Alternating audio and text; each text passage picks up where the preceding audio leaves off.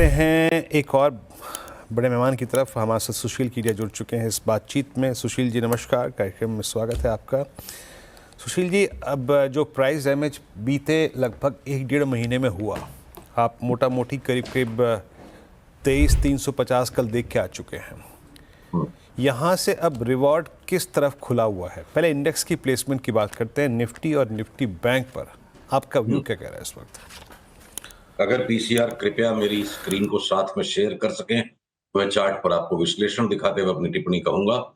तो वीरेंद्र जी, तकरीबन 2 महीने पहले जब निफ्टी फ्यूचर्स 26,200 पर थे तो अपनी बात हुई थी कि 23,500 तक की जगह बनती है, पहला पड़ाव, और वो भी नहीं संभला तो 21,500 भी असंभव नहीं है।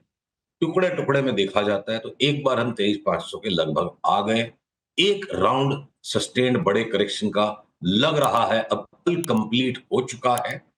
ये देखिए जो निफ्टी की चार्ट है, इसमें कल एक रिवर्सल कैंडल बन के आज रिवर्सल हुआ है, और मैं टेबल ठोक करके बेफाम तेजी की बात और बेफाम तेजी का दोबारा सौदा 23,900 के ऊपर निफ्टी फ्यूचर चले जाने पर करूंगा। 23,750 है। अभी हम सहमे तेजी के सौदे ले रहे हैं। और साथ में चूंकि आपने बैंक निफ्टी को भी पूछा है, तो एक बार जैसे पिछले सप्ताह अपनी बात हुई थी कि 25,200-300 तक निफ्टी चला जाए, ये देखिए निफ्टी की चार्ट में 25,200-300 का स्तर ये आता है, और बैंक निफ्टी एक बार क्या पता 52,860-70 से ऊपर न जाए। इतना उछाल आने के बाद हम बाकी का दोबारा बड़ा कॉल लेंगे कि क्या न्यू हाइस की तरफ पूरा का पूरा मार्केट जाना शुरू हो चुका है या कुछ स्टॉक्स न्यू हाइस में जाएंगे। ये फैसला हम 25,200-300 पर जाने के बाद लेंगे।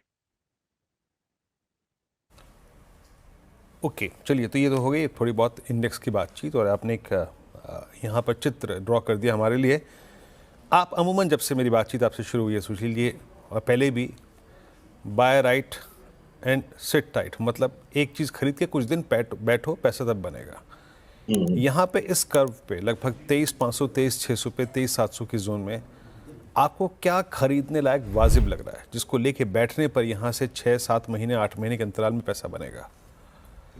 तो वीरेंद्र जी, आपने बड़ा ही सुंदर और बड़ा ही प्यारा प्रश्न पूछा है।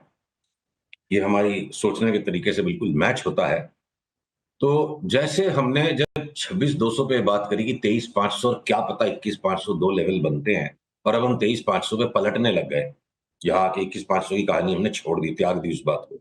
अब यहां से भी जब असमंजस है कि 25,200 क्रॉस करेगा तब हम न्यू हाई की बात करेंगे, तो इंडेक्स पे अगर दो तरफा बात अभी भी है, तो इस वक्त हम उन स्टॉक्स को शॉर्टलिस्ट करके आज उन पे एक्शन ले रहे हैं। अपने क्लाइंट्स को बता चुके हैं, सवेरे आज हमने उनको ये बता दिया, क्योंकि सिग्नल आ गए थे सवेरे सवेरे बाजार खुलते ही, कि इन स्टॉक्स में न्यू हाइस की तरफ हम भागना शुरू हो चुके हैं। रिलायंस, ओएनजीसी, टाटा मोटर्स, कोल इंडिया लिमिटेड,